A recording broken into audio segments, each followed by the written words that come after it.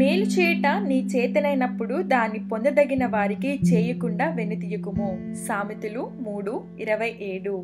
మేలు చేయుటలో అక్కరలో సాటి మనిషి నుండి సహాయం పొందుకున్నప్పుడు, ఆపదలో తోటివారు చెప్పిన ఆలోచన నుండి బయటపడినప్పుడు ఎంతో సంతోషం కలుగుతుంది. మేలు పొందుకోవడమే కాదు, మేలులు చేయడం కూడా నేర్చుకోవాలి.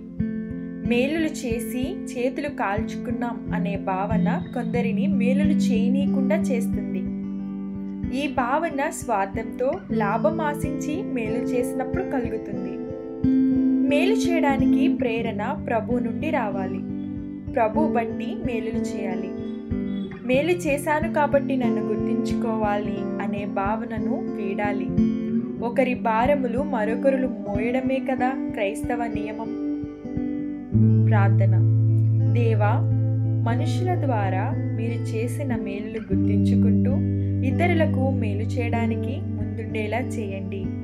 ఆమేన్. నేటి సూక్తి. చేతనైన సహాయం సమాజానికి చేద్దాం, పేరు కోసం కాదు, ప్రభు కొరకు చేద్దాం.